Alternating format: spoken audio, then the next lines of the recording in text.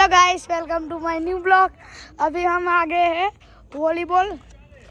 Volleyball की practice हो रही है। हमारे गांव में मैच है वॉलीबॉल की, तो यह देख रहा है। मैं आपको बताता हूँ वॉलीबॉल की। और पीछे देखा मैच हो रही है, और देख रहे हो आप। और मनीलाल जी ये देखो एकदम खुश में है भाई, देखा ना मना भाई। उसके साथ साइकिल हो, हमारी साइकिल भी खड़ी है। यहाँ है, आपको दिख नहीं रही होगी, पर इधर हमारा मंदिर भी है। और देखा और इधर हनुमान दादा का मंदिर देखा ना, वहाँ बुजुर्ग महान बैठते हैं।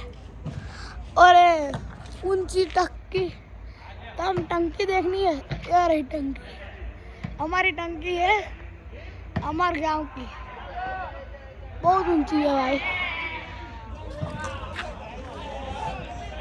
और गाइस मना भैया तुम अच्छे हो, तबीयत पानी शांति?